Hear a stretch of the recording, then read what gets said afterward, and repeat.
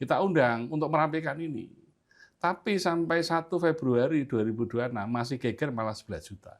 Berarti kan yang kemarin kita undang, itu pemerintah belum melakukan sinkronisasi, harmonisasi di antara kementerian lembaga. PBI yang 11 juta itu tetap dibiayai sampai 3 bulan ke depan. Dengan target orang miskin harus hak-haknya dipenuhi. Iya. Tanpa kecuali gitu. Tanpa kecuali. Dan orang kronis tadi tanpa memandang latar belakang ekonominya. Kegawatan kronis, apalagi dia miskin, administratif belakangan.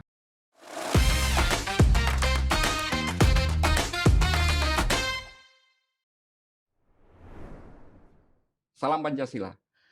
Kawan, bertemu lagi dengan saya Winarko Ngantiwani di Ruang Dialektika. Kali ini kami akan membahas rame-rame kemarin sempat ada mungkin tidak terlalu muncul sebagai berita mainstream besar karena beberapa hari atau minggu belakangan ini kita lagi disibukkan dengan masalah-masalah ekonomi gede gitu ya. Tapi ada kebijakan pemerintah yang kemudian ternyata dampaknya sangat dirasakan, memberatkan oleh banyak segmen masyarakat kita, terutama masyarakat, kelompok masyarakat miskin. Apa?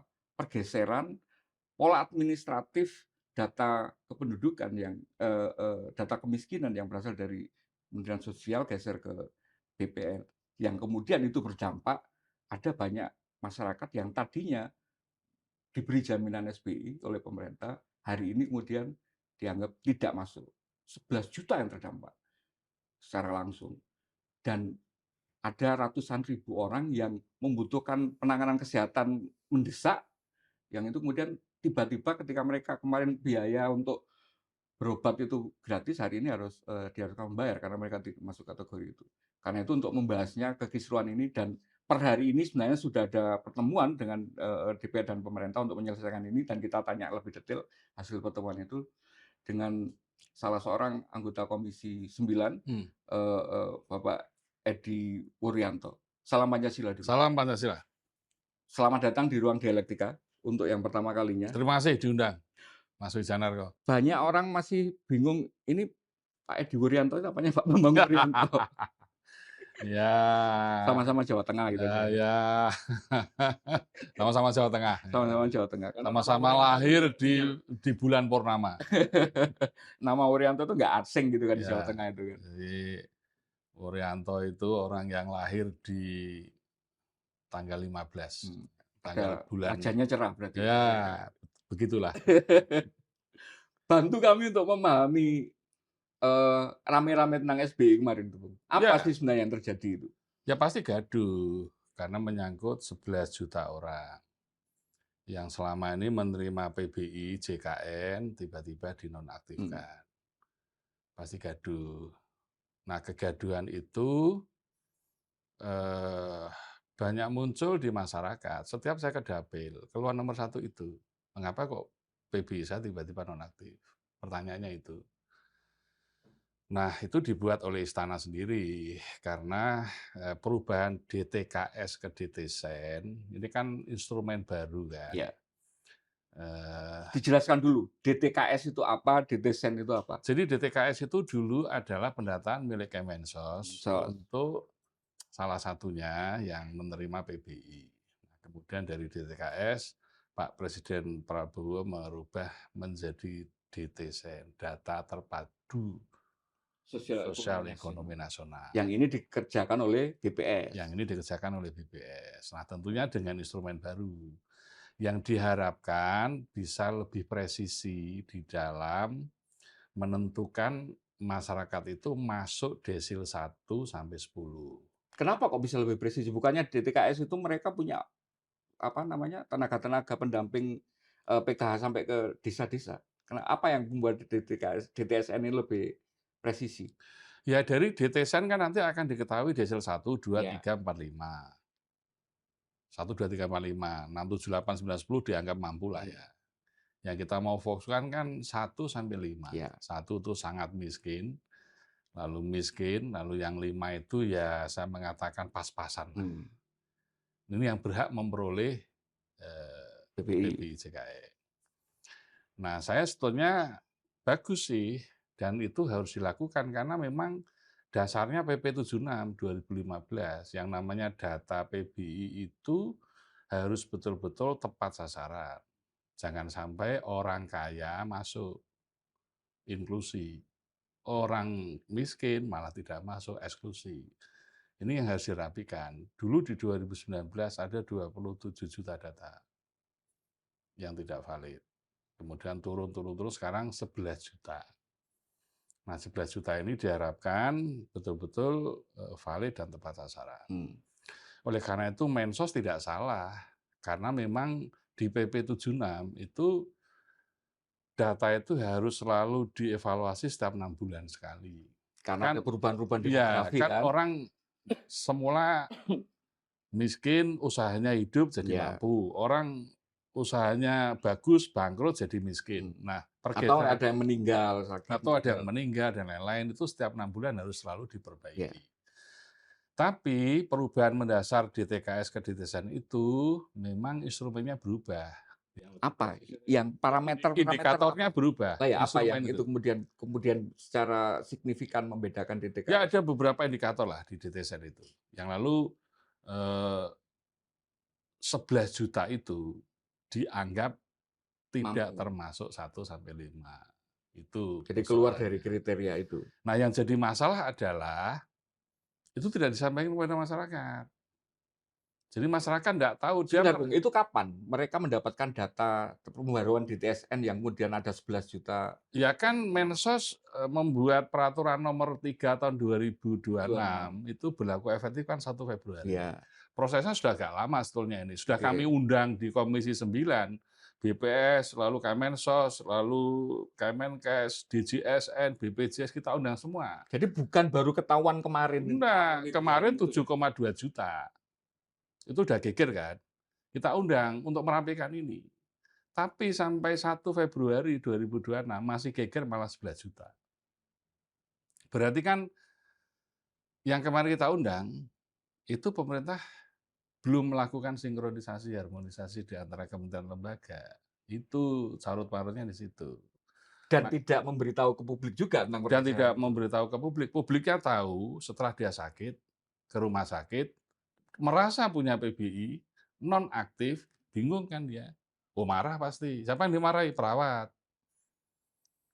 Atau tenaga kesehatan yang ada di situ, oh dimarahi pasti. Dianggap mereka yang Dianggap itu. iya, dianggap rumah sakit tidak mau melayani PBI. Yang kedua, siapa yang dimarahi? Rumah sakit.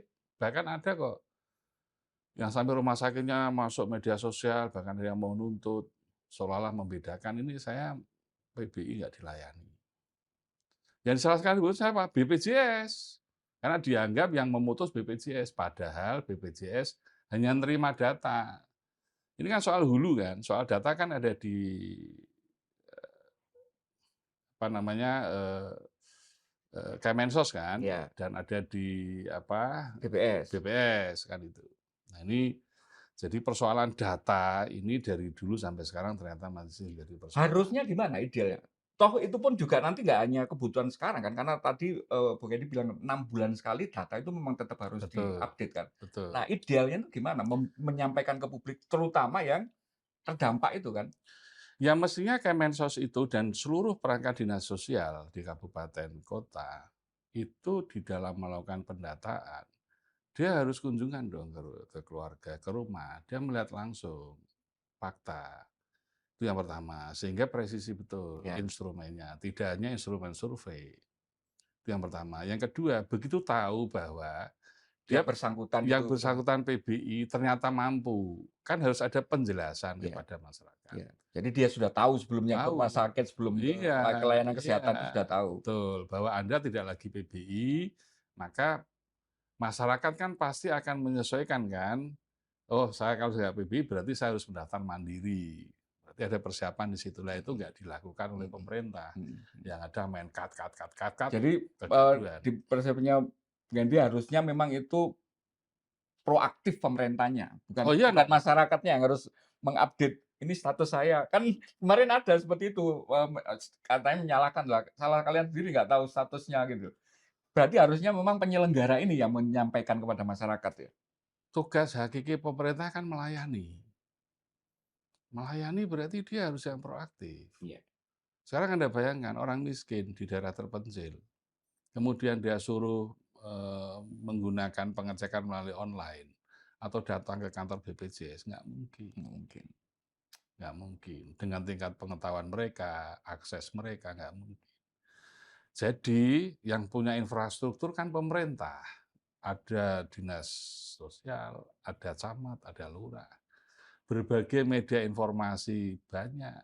Mungkin BPJS bisa melakukan notifikasi bahwa Anda tidak lagi menjadi peserta PBI.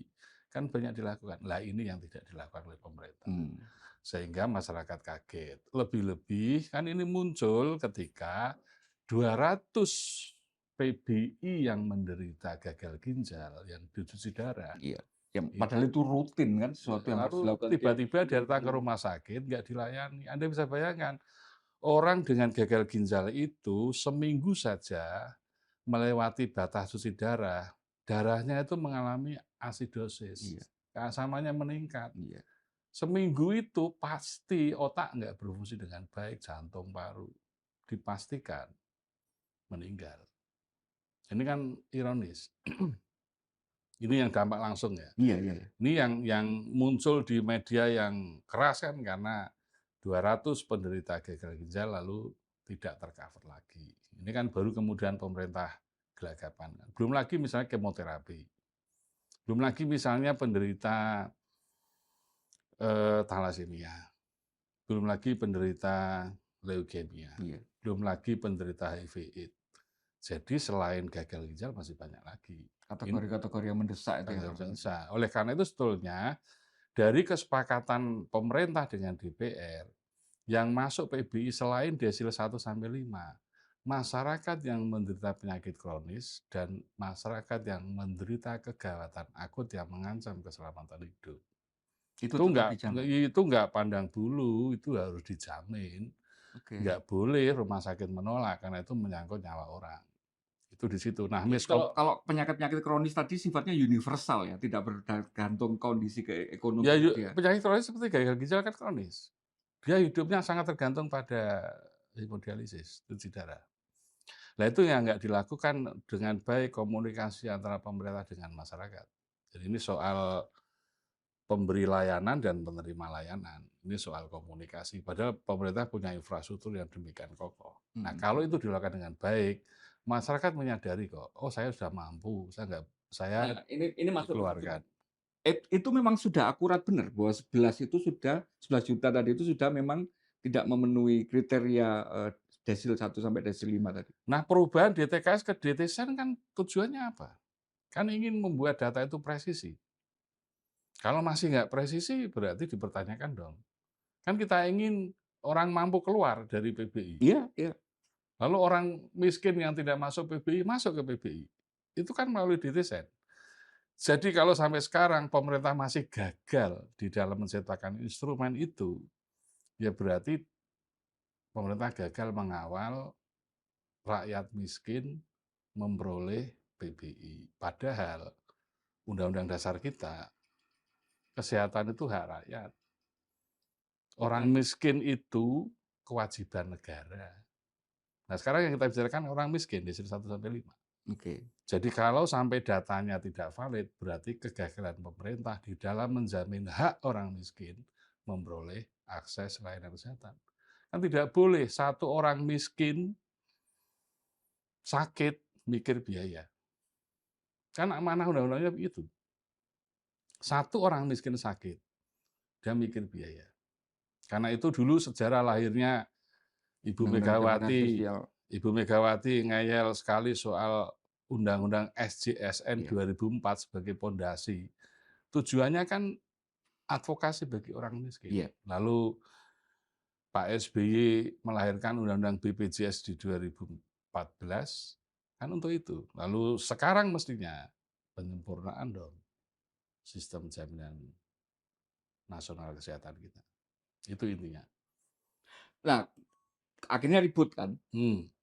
Dan itu seringkali kemudian menjadi pola komunikasi publik pemerintah di eranya Prabowo ini. Begitu ribut baru kemudian pemerintah seolah-olah mau melakukan sesuatu. tadi pagi, tadi Hmm, dan apa, dipimpin langsung oleh wakil ketua DPR yang biasanya memang dikenal sebagai tukang untuk menyelesaikan bottleneck-bottleneck ini, akhirnya melakukan rapat koordinasi terbuka, ya, 4 kementerian hmm, dengan, 3 komisi yang kemudian hmm. berkaitan dengan itu. Hasilnya apa? Itu saya harus mengakui respon cepat ya. Iya.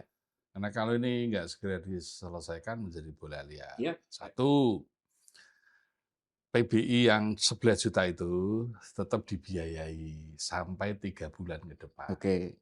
Jadi ada semacam transisi gitu ya? Ya, transisi 3 bulan itu tetap dibayari.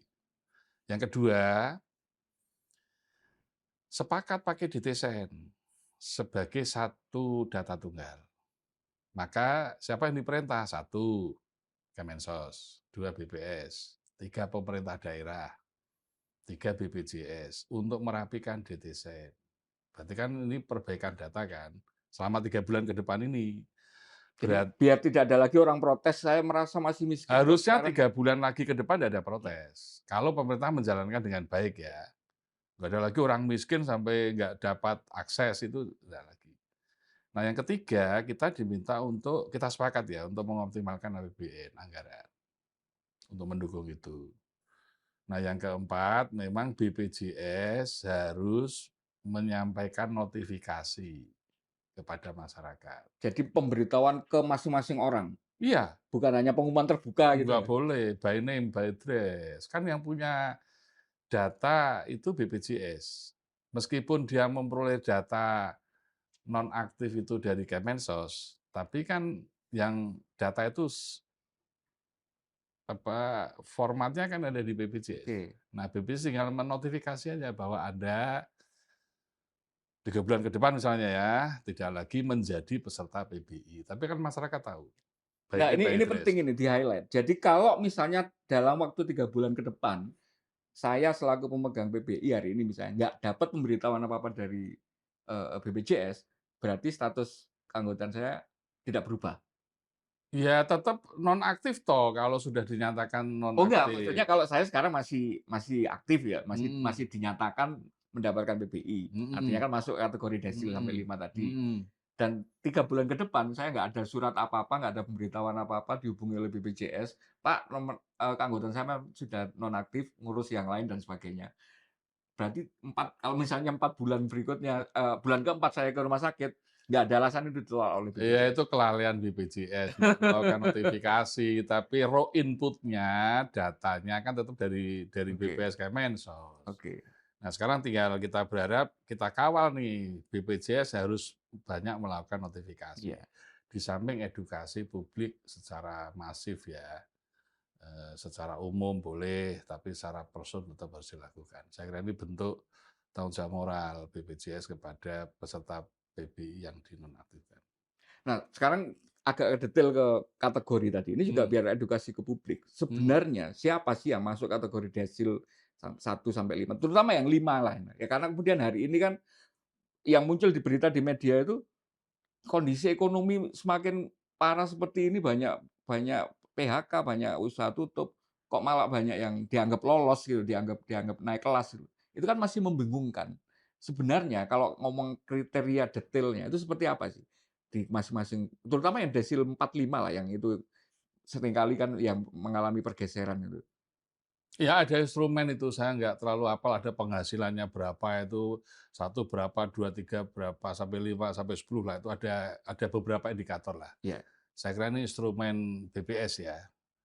Nah yang menjadi tarik ulur kan desil 5 nih, yang pas-pasan nih.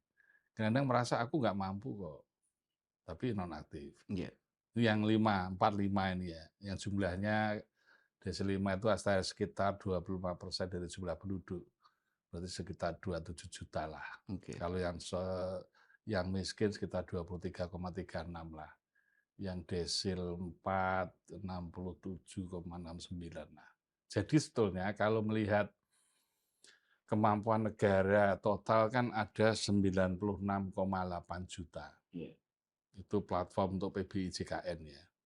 Kemudian desil 1, 2, 3, 4 kalau saya jumlah itu ada 91,05 lah. Oke, masih di bawah pagu ya Masih berarti di ya? bawah pagu.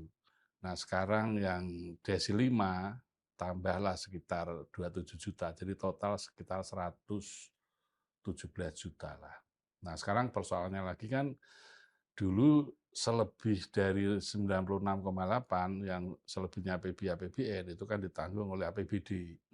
Nah, Nah, itu juga dengan nanti. TKD yang turun, kemampuan daerah sekarang berat, mengorbankan PBI APBD banyak yang dinonaktifkan juga. Ini nambah kegaduhan baru. Nah, ini biar clear. Sebenarnya yang di-cover oleh APBD itu yang desil berapa kalau pakai detesan? Ya selebih 96,8. Kan tadi yang desil 1 sampai 4 Iya, ada 91 iya. juta. Jadi harusnya desil 1 sampai 4 itu clear, itu tanggungannya APBN Sampai 5 malahan. sampai 5. Sampai 5. Tapi dengan pagu 90. Tapi hanya di pagu 96,8. Ya. Ya kan? Nah, selebihnya itu memang diharapkan di dalam konstitusi kan pemerintah daerah juga terlibat dong di dalam pemberian PBI. Nah, itu menjadi ruangnya pemerintah daerah. Tapi kan tidak semua daerah mampu. Sehingga apalagi dengan TKD turun ya, banyak bupati wali kota yang mengorbankan PBI, APBD dikurangi, akhirnya banyak yang nonaktif juga. Nah, ini yang dikurangi ini kan berarti bisa masuk kategori yang miskin tadi juga. Ya desil 45.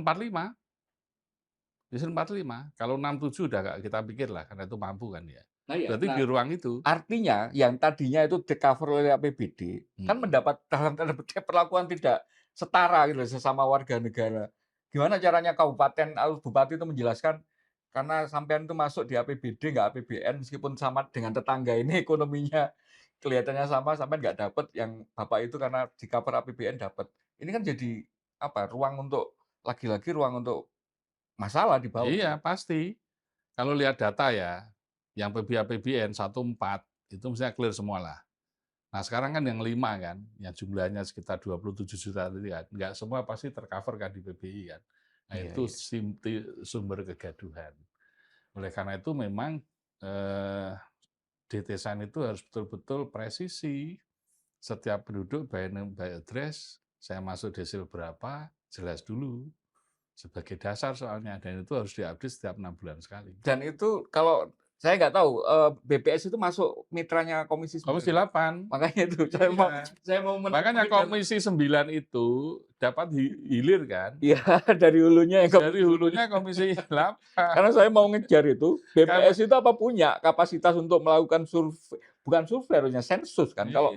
Kalau by name by address kan sensus, tiap 6 bulan sekali berkala Iya. tadi. Jadi itu wilayahnya Komisi 8, Kemensos. Kami kan wilayahnya di Kemenkes sama BPJS Kesehatan. Iya. Jadi kami ini Pengguna. Masalah utamanya ada di mereka. Tapi whatever, tapi kan kita tetap memikirkan ekosistem yang harus diselesaikan. Dan kami juga bagian dari menjelaskan kepada publik. Maka kemarin ketika tambah lagi informasi yang nggak jelas, BPJS mengatakan, yang menonaktifkan bukan saya, Kemensos. Kan seolah-olah menyalahkan Kemensos. Iya. Menkes juga sama. Nah, dulu itu sama kan BPJS sudah mengatakan Kemensos. Kemensos membuat statement lagi. BPS yang ini. Wah, mestinya itu yang cuci darah ditanggung. Kan jadi lempar-lemparan. Inilah sinkronisasi, harmonisasi antar kementerian lembaga yang tidak berjalan. Tadi BPS kok nggak ikut waktu pertemuan koordinasi tadi? Ya, saya pikir kan user ya. Oke. Dia tinggal melakukan Ya, apapun kesepakatannya tadi. karena Ya. BPJS itu eksekutor, dia bukan regulator. Dia pelaksana administratif. Kalau Anda masuk sebagai peserta, saya bayar. Iya. Kalau Anda nggak masuk sebagai peserta, nggak saya bayar. Iya. Maka keputusan tadi itu juga masih keputusan lesan kan. Bagaimana pembiayaan PBI 3 bulan ke depan yang semula dinonaktifkan menjadi aktif kembali, harus ada dasar hukumnya dong. Maka Kemensos harus membuat surat keputusan dong, hasil pertemuan tadi sebagai dasar BPJS untuk bayar. Dia nggak mungkin berani Jadi yang bayar. mengkoreksi SK nomor 3 2026 itu ya? Iya, harus Kemensos dong. Iya.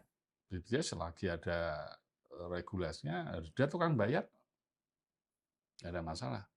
Nah, dengan kemudian tadi semua stakeholder utama ketemu ya, katakanlah pengambil kebijakan, kira-kira apa yang harus diawasi 3 bulan ke depan ini biar, eee eee, tidak ada lagi gaduh di ujung 3 bulan setelah masa transisi ini tadi? Saya berharap Kemensos dan BPS dan Dinas Sosial pemerintah daerah proaktif. Mmm, Dialah, eee, yang menggali data, memiliki data, dan saya berharap mereka betul-betul ke lapangan, jangan hanya survei. ujung tombaknya lah gitu Iya, ya? betul, betul. Yang kedua, saya harus memastikan, BPJS melakukan notifikasi betul kepada peserta yang semula PBI dinonaktifkan. Kalau memang itu betul-betul 11 juta itu datanya valid. Karena dia pemilik, apa, komunikasi. Mhm. Sehingga dengan begitu nanti setiap penduduk tahu bahwa, oh saya memang harusnya masuk ya masuk, kalau tidak ya tidak. Harus ada kejelasan. Koordinasi dengan daerah, Bung, ini juga sesuatu yang seringkali enak diomongkan gitu ya, gampang diucapkan, tapi prakteknya selama Nggak ini mudah, makanya nggak daerah itu kan mudah. seringkali merasa ketika, apa ya, ownership ke sebuah proyek atau sebuah kegiatan itu kan kecil sekali ketika mereka nggak dilibatkan gitu kan. Betul. Nah, dalam konteks ini kemudian gimana caranya untuk Ya itu Kemensos dan Dinas Sosial dong. Mendagri juga terlibat dong, yang punya bupati iya, wali kota tadinya se-Indonesia. harusnya tadi itu Mendagri juga ini Ya ya. harus dong, karena yang punya kewenangan dengan bupati wali kota kan Mendagri. Lalu saya kira ini nanti dinas sosial, bupati, camat, lurah, kan terlibat juga untuk memastikan itu. Hanya jangan sampai banyak intervensi. Kan dulu di Maksudnya gimana? kan dulu diasumsikan bahwa yang masuk dulu atau masih masih DTKS ya, itu kaya Iya, tapi saudaranya Pak Lurah. Pak Lurah, mohon izin bukan menyebut Pak Lurah, saudara dimasukkan, mohon izin ya, Iya, itu tim sudah banyak sukses publik sudah banyak yang dimasukkan. tahu lah. Jadi ada yang miskin karena bukan timnya nggak dimasukkan. Dulu kan seperti itu. Nah sekarang dengan instrumen yang lebih valid dan reliable tentunya bisa memisahkan dan jangan sampai ada intervensi. Nah itu loh yang kemudian apa istilahnya, menimbulkan pertanyaan. Ya saya tahu lagi-lagi mungkin ini ranahnya di Komisi 8 ya. Tapi gimana sih sebenarnya harusnya publik itu punya ruang untuk melakukan kontrol terhadap mana yang masuk kategori. Karena mereka kan yang tahu tetangganya sendiri gitu kan, yang di satu lingkungan gitu kan. Tapi kan selama ini kayak itu tuh kayak apa, prosesnya mereka nggak tahu tiba-tiba aja jadi surat gitu kan, jadi keputusan gitu. Itu gimana kalau Bung Edi Kami pernah mengusulkan data-data penerima PBI di suatu desa itu ditempel di kantor kelurahan. oke, jadi semua orang bisa Semua lihat orang gitu bisa ya? lihat, bisa kontrol. Kan misalnya yang menerima PKH juga ditempel tuh di hasil 1 sampai 4 tuh. Dengan begitu kan, itu kaya masuk kan bisa menjadi saling mengoreksi lah. Iya. Transparansinya ada di situ. Itu saya kira bagus tuh. Tapi nggak dilakukan juga. Karena kalau PKH itu orang masih bisa ngontrolnya tuh karena gini kan, uang ketika pemberian itu kan kelihatan gitu loh. Ya, Entah ngantri di kantor pos atau di balai desa itu kelihatan gitu. ya, Tapi kalau yang khususnya yang PBI ini kan memang nggak kelihatan, kalau mereka sakit itu kan baru ada kelihatan. perbedaan gitu. Nah ini gimana gitu cara untuk memastikan daerah masyarakat itu punya ruang untuk Ya me sama, harus ada transparansi kan. Kan ini kontrol jangan sampai orang kaya masuk kan, orang miskin tidak masuk kan. Ya data penerima PBI juga harus disampaikan ke publik. disampaikan. Iya dong. Kalau enggak nanti kontrolnya gimana? Nah, Di kantor kelurahan, balai desa kan bisa. ya pertanyaan buat Bisa buat lihat. pertanyaan buat audiennya kanal ini. Boleh nggak kemudian itu kita minta ke kelurahan, Nah, sebagai warga kelurahan net enggak punya.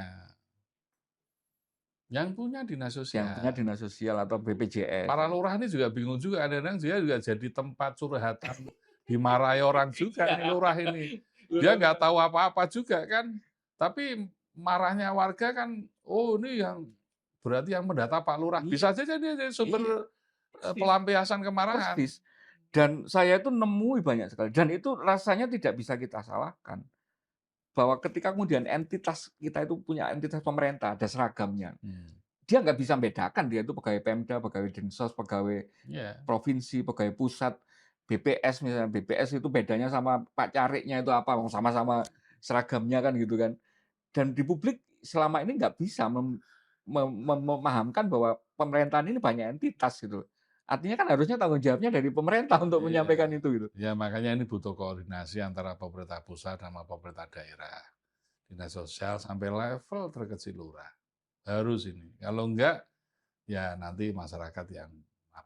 Ada lagi sebenarnya menarik karena saya ini kebetulan orang daerah dan ketemu dengan, pengedi yang punya latar belakang di situ tuh. Perawat itu perannya bagus sebenarnya di daerah itu, di desa itu. Punya kesan image yang bagus itu, dipercaya dalam tanda petik itu. Itu mungkin nggak dipakai, perawat itu sebagai sarana untuk katakanlah semacam komunikasi publik terhadap semua aspek yang berkaitan dengan program, SJSN atau program, Jaminan Sosial Nasional ini. Ya tapi bukan tupoksinya. Iya pasti, Bukan pasti. tupoksinya. Jadi sekarang kan BPJS sudah mulai ada mobil keliling gitu ya. Jadi itu ranah mereka. Perawat, nakes, yang dokter, bidan itu kan sebagai pemberi layanan. Jadi jangan ditambah pekerjaan itu dong, meskipun dia posisinya strategis. Jangan juga kasih tambahan yang bukan tupoksinya. Nanti tunjangannya minta tambah nanti. Maksudnya Tapi saya memahami bahwa eh, nakes yang paling ada di ujung itu perawat iya, bidan. dan mereka bagus Bang, di bawah itu iya, dengan Ibu Posyandu, komunikasinya itu rata-rata Jadi itu kalau bagus. misalnya data setiap desa penerima PBI itu bisa sampai kepada lurah, sampai pada kader kesehatan, sampai pada nakes yang ada di desa itu, maka ini bisa menjadi sumber informasi. Iya. Di Posyandu lah bisa dijelaskan mengapa ini dapat PBI, mengapa ini tidak. Ini yang belum dioptimalkan, tapi kan itu juga wilayah bupati wali kota kan. Ya sebenarnya juga BPS juga, kalau mereka butuh untuk kemudian memaksimalkan komunikasi itu ke bawah kan butuh kaki gitu kan. Betul, Nggak cukup hanya mobil keliling itu Pak, bisa nggak bisa kelilingnya berapa memang. gitu. Karena kemudian dulu itu kan kita pernah punya modeling itu kan, waktu zamannya Orde Baru ada namanya Badan, Keluarga Berencana itu yang cukup efektif untuk kemudian program-program itu dilewatkan lagi-lagi, perawat sampai, posyandu, sampai, dasawisma dan sebagainya itu kan. Makanya di dalam transformasi sistem kesehatan nasional, yang kita kuati nomor satu adalah basis pelayanan kesehatan primer. Itu apa itu public health, lalu penguatan kemampuan RT RW desa, lalu Iya, di situ untuk ada apa. penguatan posyandu, penguatan kader kesehatan, lalu Istilahnya saya nakesnya itu tidak di dalam gedung puskesmas, tapi didorong keluar gedung puskesmas. Lalu kalau itu bisa dilakukan secara efektif, itu bisa menjadi resources yang digunakan untuk memperkuat iya, JKN. Bisa. saya pernah komunikasi agak intens dengan salah seorang kepala dinas yang cukup bagus ya, penilaian saya di Malang itu ya. Mereka menggerakkan tenaga-tenaga kesehatan di desa itu sampai, ya istilahnya surveillance awal Hmm. itu, mereka itu, diberi kemampuan untuk itu gitu, sehingga kemudian proses mengidentifikasi masalah-masalah kesehatan itu mereka ownership-nya itu Nah, sampai kalau sendiri. mau Anda pikirannya lebih maju. Jadi kalau konsep yang benar ya, public health nursing misalnya. Dia itu punya ilmu bagaimana surveillance mengkaji satu wilayah RT RW dengan sekian populasi penduduk. Dia bahkan bisa mendiagnosa public health nursing untuk keluarga, individu dalam keluarga, sampai persoalan kesehatan masyarakat satu wilayah. Itu dia punya ilmunya. Iya, Hanya selama ini memang belum masuk di nah dalam itu. sistem kesehatan Makanya nasional. itu saya mau tanya, itu kenapa sih? Pengetahuan itu misalnya, ya setahu saya misalnya di saat itu ya di Kabupaten Malang, saya juga nggak tahu sekarang dilanjutkan apa enggak. Karena kebetulan kepala dinasnya aja saat itu yang cukup. Nah, undang-undang Apakah kesehatan, dilanjutkan ya? Apa kesehatan yang dulu belum ada perintah untuk hmm, itu. kalau sekarang? Makanya Undang-Undang Kesehatan yang baru yang 2023 kan mulai kita tata pilar-pilar transformasi itu. Yang Mhm, nomor satu tadi iya, penguatan layanan kesehatan primer. Intinya iya, itu karena bagi kami ya di PDI Perjuangan ya bukan hanya kemandirian di bidang ekonomi, kemandirian persis, di bidang kesehatan. persis. Apa itu? Karena kalau itu murah, ekonomi ikut murah. Apa itu? Eh, Masyarakat tahu persoalan kesehatan, tahu dulu ya. Yang kedua, dia tahu bagaimana cara mengatasi masalah kesehatan, itu yang kedua. Iya, Yang ketiga, dia tahu cara menggunakan resources yang dia miliki Iya. untuk menyelesaikan masalah kesehatannya sendiri. Itu berdikari di bidang kesehatan. Jangan-jangan Itu hanya konsep butuh tanam-nanam jamu di pinggir itu di konsepnya halaman. Bung Karno itu. Jadi kalau itu bisa dikuatkan di dalam transformasi kesehatan primer, yang terjadi setiap penduduk, setiap masyarakat tahu Iya. persoalan kesehatan. Apalagi hanya soal data PBI kayak gini, ini hal Iyalah, yang kecil. tetangga gitu kan. Karena saya membayangkan kan itu kan konsepnya itu segitu gamblang gitu. Karena ketika ini selesai, maka biaya penyembuhan yang selama ini kita paling besar itu kan juga pasti akan menurun kan. Beban APBN juga akan menurun sekali gitu di tingkatan penyembuhannya ketika proses-proses ini berjalan. Nah, itu kenapa selama ini kok sangat lemah sekali melihatnya? Ya karena dulu orientasinya masih kesehatan tuh kuratif sama rehabilitatif. Promotif preventifnya Iya. kurang. Hanya urusannya rumah sakit gitu ya. Ya, Padahal jadi sekarang ini JKN kita dan sistem kesehatan kita harus mendorong promotif preventif dan itu salah satunya adalah layanan kesehatan primer. iya. Itu sama gamblangnya kayak KPK itu bangga untuk nangkap koruptor Nah, ketika kemudian masalahnya nggak diselesaikan ya gitu ininya. ya, di situ persoalannya. Jadi kesehatan masih banyak ruang yang negara harus melakukan transformasi. Oke, berarti clear kemarin, masalah yang ditimbulkan dari transisi ini per hari ini minimal di tingkatan para pengambil kebijakan, di tingkatan, kementerian-kementerian teknis terkait dan DPR sudah ada pertemuan tadi, Ya, per tapi itu hanya menyepakati poin-poinnya gitu. soal jangka pendek. Oke. Tapi kalau kita ingin membangun jaminan kesehatan nasional yang basisnya universal health coverage atau sehat untuk semua, itu kita harus memperbaiki 3 hal Apa itu? mendasar. Satu soal who is coverage, Oke, siapa yang di-cover. Yang kita bicarakan tadi iya kepesertaan, who iya. is coverage. Karena Sasarannya ya? karena konstitusi kita 100% harus menjadi peserta JKN. Jadi ini persoalan ini. Nah, ini kan dari 98 yang terdata, ternyata yang aktif hanya 79, turun terus kan. Berarti pemerintah harus naikkan lagi. Yang kedua, proportion of cost, pembiayaan. Karena kita tahu kan, JKN kita ini sustainable kalau pembiayaannya juga mampu. Iya. Nah, sementara saat ini rasio klaim kita sudah 111%, di atas 100%, berarti 11% selalu defisit. Ini bahaya juga nih. Pending klaim rumah sakit naik terus, rata-rata 20%. Jadi ketahanan pembiayaan kesehatan kita ini lemah. Ini yang akhirnya BPJS banyak ngerem, manfaatnya dikurangi. Kan banyak keluhan misalnya Yang dulunya rumah sakit gratis. belum sembuh dipulangkan. Ya, Itu ya. kan. Lalu juga tarif inasi bijis yang di rumah sakit juga rendah sekali. Ini nggak Oke. kompetitif. Nah, yang ketiga paling berat adalah layanan kesehatan, which are service coverage. Ini yang paling berat karena dua ini kuat, tapi ketika seseorang sudah menjadi peserta BPJS nggak bisa menggunakan manfaatnya, gara-gara nggak ada layanan kesehatan, ini juga nggak bermakna. Dan itu memang masih belum merata ya Ya, sekarang? maka persoalan negara ini bagaimana layanan kesehatan kita itu terdistribusi di seluruh wilayah Indonesia Dengan kualitas yang sama. dengan kualitas yang sama. Karena kalau tidak, nanti yang muncul ketidakadilan sosial. Sambil contoh lah orang NTT lah, mohon izin ya. Mungkin lebih miskin daripada orang Jakarta. Dia bayar BPJS juga. Orang Jakarta bayar BPJS juga. Mana yang lebih memperoleh manfaat? Orang Jakarta apa orang NTT? Orang Jakarta. Karena fasilitas kesehatan di sini Iya, lebih lengkap. orang NTT lebih miskin dia bayar, tapi ketika dia sakit mau menggunakan manfaatnya nggak ada. Jadi persoalan paling berat adalah menyediakan layanan kesehatan yang terdistribusi yang merata di seluruh wilayah Indonesia. Nah, 3 dimensi ini menjadi hal yang penting ketika kita bicara JKN. Bukan hanya soal Iya ya, jangka peserta saja. karena itu kan harusnya paling sepele kan yang masalah kemarin. Ya, Tapi yang itu yang tiga ini dimaui oleh Bu Megawati. apa Paham terus betul. kemudian saran atau posisinya, paling nggak posisi partai lah, mendorong 3 itu bisa membaik gitu? Nah, Komisi 9 ini bidangnya. Maka ketika peserta Who-nya, turun, ya, akses apa yang turun, harus dilihat untuk who ini? ya peserta harus bagus 100%. Iuran JKN harus kita perbaiki. Ini APBN komitmennya harus tinggi dong. 2026 hanya tambah 20 triliun dibanding dengan inflasi di bidang kesehatan, dibanding dengan tumbuhnya rumah sakit yang demikian banyak, nggak kompetitif. Idealnya berapa? Ya harus naik dong. Kalau bicara ideal berarti harus dihitung secara utuh. Tapi 20 triliun Nggak cukup. nggak cukup. Artinya komitmen APBN untuk mendukung JKN kurang.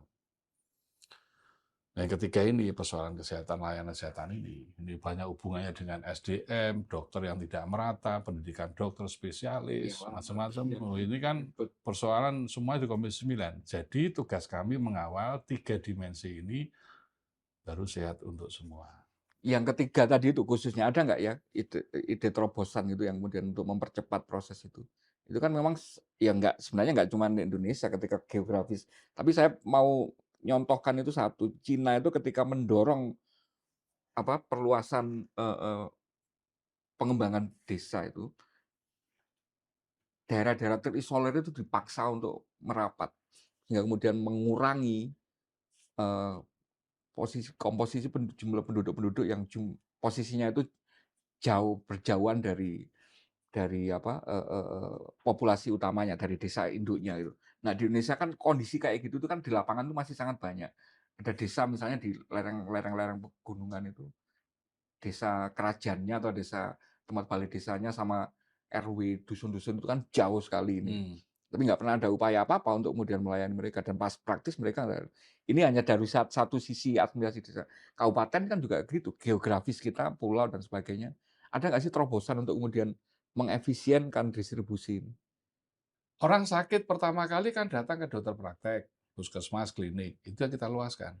Minimal itu dulu ya? Iya, karena begitu orang sakit, dia butuh pertolongan, dia harus bisa mengakses layanan kesehatan dan tenaga kesehatan. Itu yang kita utamakan dulu, yang disebut dengan basis primer itu. Yang kedua, sistem rujukan rumah sakitnya diratakan. Maka sejak 3 tahun, 4 tahun yang lalu, kami nggak mau lagi Menkes bangun rumah sakit di Jawa. Nggak mau lagi, karena itu harus banyak lah. Tapi kalau di Papua, Iya, iya. Maluku, itu yang kita dorong. Untuk layanan rujukan ya, harus merata. Dan juga dokter spesialisnya yang merata. Maka kan kita rubah tuh pendidikan dokter spesialis sekarang geger terus tuh. Sebenarnya kita ingin mengimbangkan jumlah penduduk dengan jumlah dokter spesialis yang kita kekurangan sekitar 30.000. Percepatan dong. Nah, dengan begitu maka nanti mungkin 5 tahun, 10 tahun yang akan datang, dokter-dokter yang terdistribusi merata di Indonesia itu akan terjadi. Bahkan kita berikan dokter spesialis tunjangan khusus dari 3T itu kan bagian dari itu. Tunjangan kemahalan atau apa gitu Ya, ya. pokoknya kita ingin mendekatkan layanan kesehatan Iya. sedekat-dekatnya dengan rakyat Dan mereka mendapatkan insentif lebih dibandingkan dengan lebih, penunjukan di Jawa kan gitu kan. betul. Untuk macam-macam lah itu sudah kita Oh, sudah ada ya lakukan upaya-upaya untuk itu ya? pengawalan di Komisi 9 agar distribusi layanan kesehatannya itu merata. Kalau dari sisi keterjangkauan tadi beberapa sudah disampaikan. Dari sisi penggunaan teknologi, Teknologi apa ini? enggak, saya mau mencontohkan gini, kemarin itu misalnya waktu bencana itu ya, di Hmm. Aceh itu kan ada salah satu kapal Ya, rumah sakit gitu ya, betul, iya. Malayati itu yang kemudian kenapa itu tidak menjadi sesuatu yang umum kemudian, disediakan oleh pemerintah untuk menjangkau akses mendekatkan layanan kesehatan.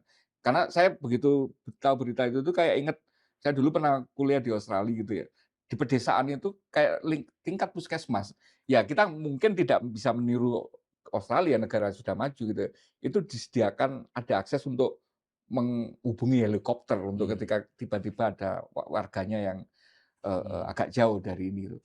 Nah, ada nggak sih sebenarnya terobosan untuk ketika kita geografisnya sebegitu luas, kepulauan dan sebagainya, memaksimalkan yang seperti itu? Oh ya, Posisi 9 kami itu seperti rumah sakit apung ya, Malayati ya. Mhm. Kamu bayangkan Maluku. Maluku itu ada 1.500 pulau. Bagaimana bangun puskesmas di masing-masing Makanya. pulau? Yang paling efektif adalah rumah sakit apung. Tapi rumah sakit itu keliling lalu terkoneksi Iya, dengan JKN. iya. Itu satu.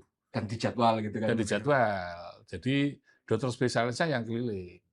Itu sudah? Itu yang memang setahun 2 tahun terakhir ini sudah kita dorong, tapi kemampuan APBN-nya yang belum. Yang kedua, Anda bayangkan Papua. Iya, jalannya nggak Papua ada. kalau tidak ada ambulan helikopter, mau pakai apa? Jauh-jauh. Jadi kami mendorong satu layanan rumah sakit apung seperti Maliati tambah banyak di Indonesia karena negara maritim. Yang kedua, ambulan helikopter Hmm, di daerah-daerah yang sulit Papua, hmm, tapi semua terkoneksi dengan JKN kita, iya. gitu loh. Jadi kalau pembiayaan JKN tidak kuat, mengcover ini semua ya berat juga. Maka tiga hal itu tadi harus imbang, kepesertaan, pembiayaan, layanan. Iya. Artinya sebenarnya secara konsep itu sebenarnya sudah terpikir gitu ya, tapi Oh ya, jadi kalau saya kan mengawal ini semua dengan tujuan utama keadilan sosial di bidang kesehatan, dengan target kemandirian masyarakat di bidang kesehatan, dengan target orang miskin harus hak-haknya dipenuhi. iya, tanpa kecuali gitu ya. Tanpa kecuali. Dan orang kronis tadi tanpa memandang latar belakang ekonominya, Kegawatan kronis, apalagi dia miskin, administratif belakangan. Kan itu kan intinya, harus dilayani dengan baik. Jadi PR kita di bidang kesehatan masih iya, banyak. Masih nggak hanya banyak. sekedar data sinkron gitu ya. Dan itu butuh presiden yang punya komitmen. Dulu kan kita tarung di pembahasan Undang-Undang Kesehatan soal mandatory spending. Kenapa ya waktu itu nggak goal? Kita ingin, dulu kan mandatory spending hanya 5%. Kita ingin naiklah 10% dari APBN. Berarti kesehatan kan gagah kan, bisa membackup PBI lebih luas, Iya, ketahanan pembiayaan kesehatan kita. Tapi kan waktu itu pemerintah nggak mau money follow program. oke. Maunya program follow money, nggak mau lagi ada mandatory spending. Oke, kalau begitu apa? Jaminan follow program follow money. Lalu di Undang-Undang Kesehatan muncul namanya rencana induk bidang kesehatan. Oke. Kayak GBA-nya Oke. kesehatan. Itu minimal sudah dipatok itu ya untuk ini programnya ya. Ya, lalu pemerintah harus membuat RIBK Ya. namanya. Rencana induk bidang kesehatan. Sampai saat ini belum clear. Dari RIBK itu kami harapkan berapa sih kebutuhan anggaran kesehatan itu. Kan bisa saja lebih dari 10%, bisa saja kurang dari 10%. Iya. Perencanaannya melalui RIBK itu. Nah, sampai sekarang pemerintah masih punya hutang tuh.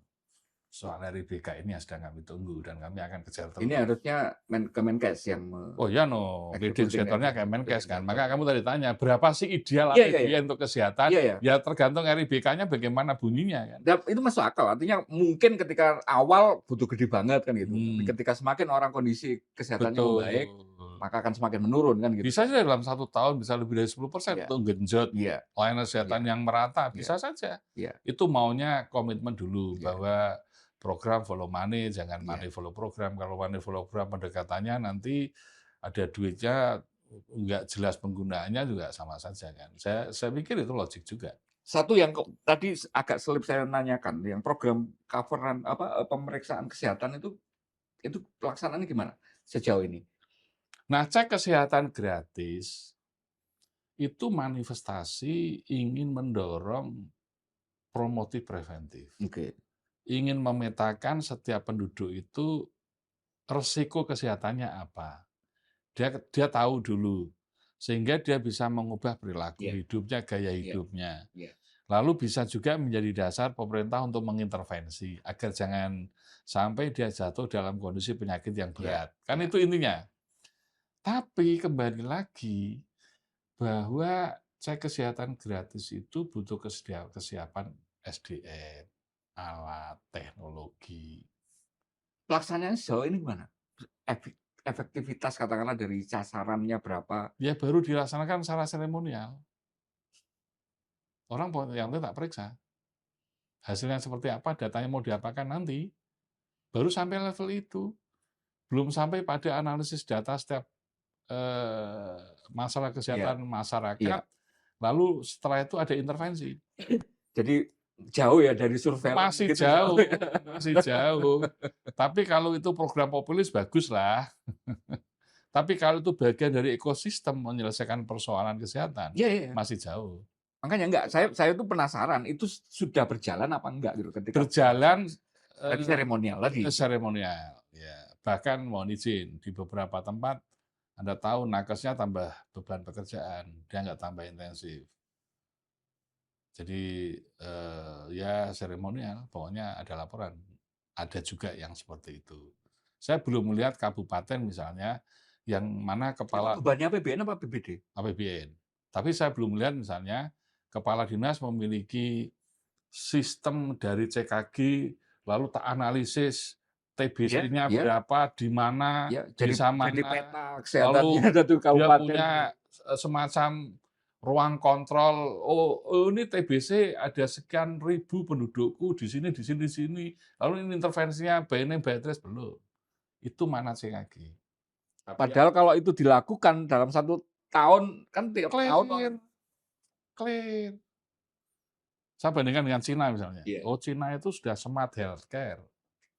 Cina ini punya alat segini ini, dia punya fitur, lalu alat digunakan mobile nih, dibawa ke tas tuh. Lalu ini isinya itu 14 pemeriksaan. Mulai gula darah, Iya. kolesterol, macam-macam lah Dan tesnya. kita bisa lah itu kan, mampu untuk Lalu memeriksa itu. ada USG, ada EKG, di sini semua nih. Dan datanya by name. Iya. Itu bisa ditabulasi dan itu bisa dikonekkan ke pusat datanya Dinas Kesehatan. Itu kalau mau membandingkan dengan Cina. Sehingga tinggal klik-klik, oh ini desa E, TBC-nya sekian, HIV-nya sekian, ini BNN, BTS Iya. sekian. Lalu ketika Puskesmas mau intervensi, nah itulah CKG. Gemes soalnya saya itu, pemerintah itu Jadi punya program CKG banyak. kita masih konvensional. Dua, datanya fragmented, tidak data yang Oke, terkoneksi ada dan nggak ide untuk terintegrasi. mendorong, memperluas dan memaksimalkan program cek kesehatan gratis ini? Oh, Ini CKG kalau saya harus smart healthcare, iya, itu harus. hilirnya, penggunaannya. Tapi untuk orang bisa berbondong-bondong setiap tahun, punya kesadaran untuk memeriksa itu mendorong itu gimana? Mendorong itunya dulu, mendorong proses screening-nya ini awal ini, sebelum pemanfaatannya menggunakan smart healthcare tadi. Ya sekarang Anda bisa bayangkan kalau masyarakat desa di pedalaman suruh datang ke puskesmas untuk CKG, kamu perintah, berangkat enggak? Lagi-lagi harus didatangi tadi. Iya, maka alat dan SDM-nya yang portable. Dan itu belum ada.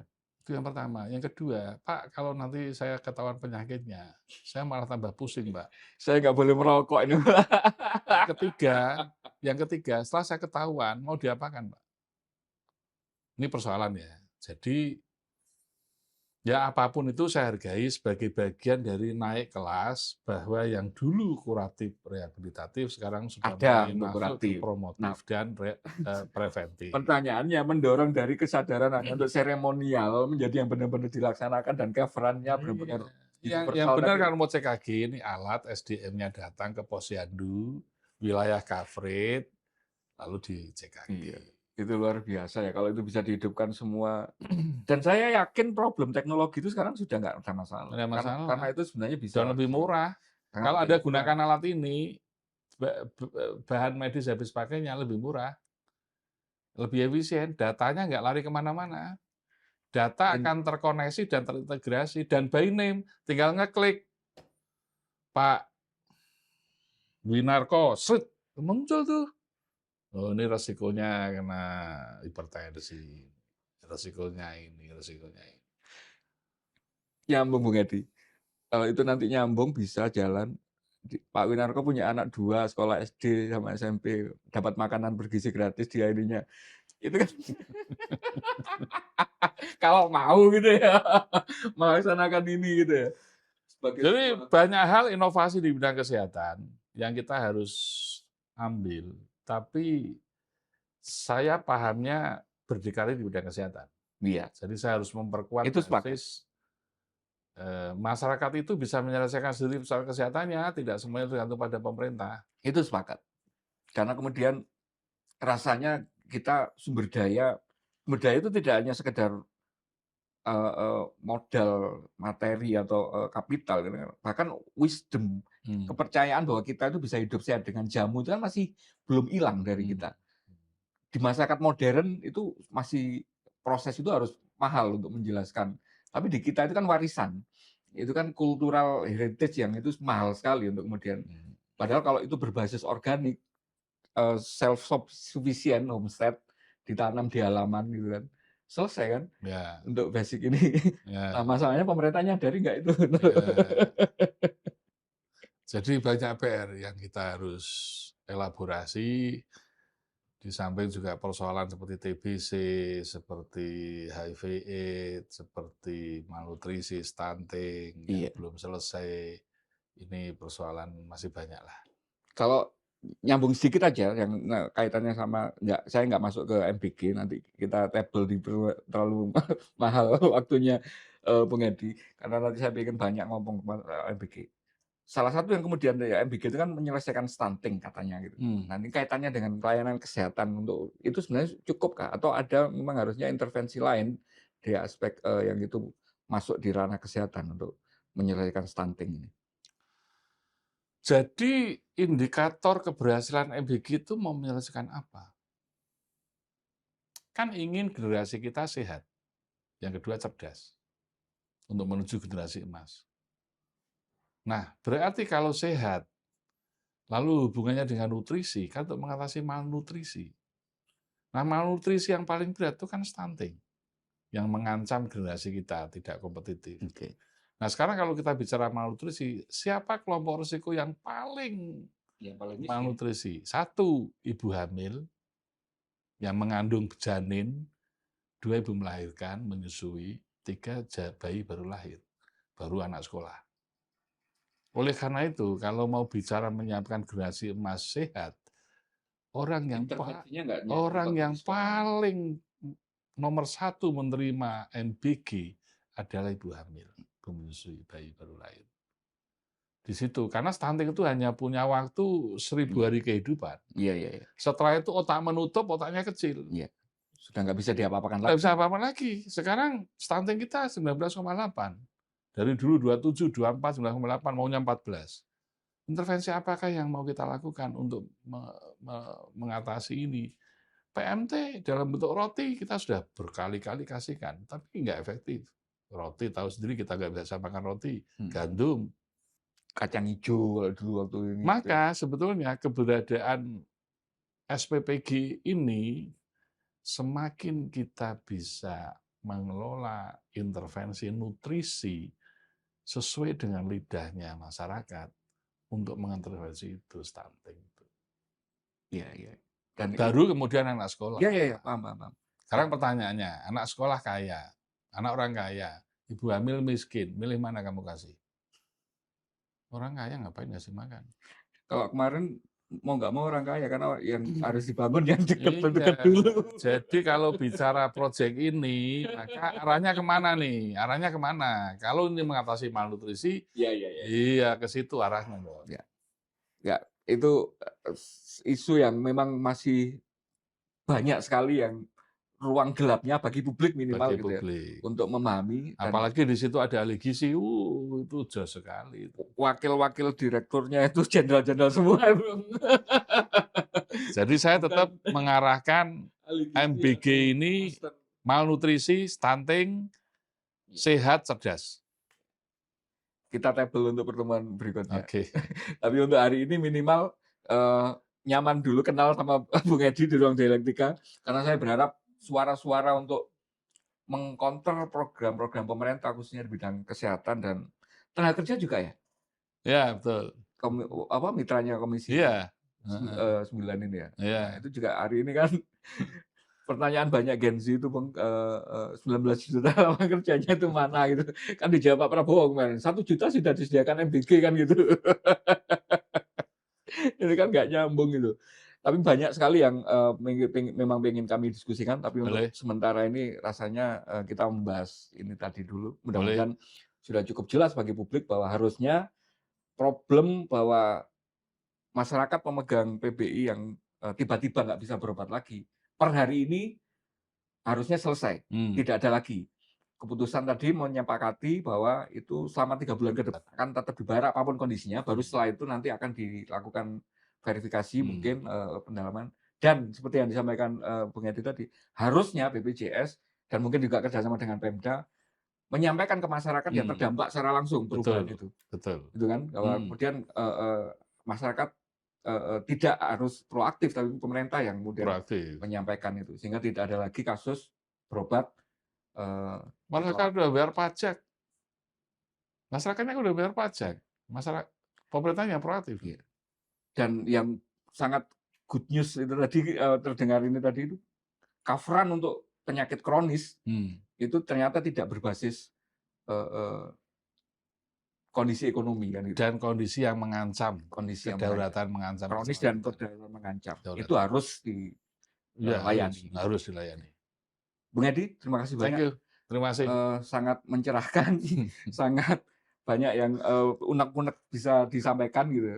Dan mudah-mudahan unek-unek itu juga nanti bisa tersampaikan ketika Bung Edi menghadapi mitra-mitranya ini, komisi-komisi di kementerian-kementerian teknis ini. Tapi ya saya yakin bahwa isu ini memang sangat berkenaan dengan Betul. audiens kita, karena itu sangat berkaitan dengan kebutuhan real masyarakat. Kita ketemu di ruang dialektika berikutnya. Salam Oke, Pancasila. salam Pancasila. Matur suwun. Thank you.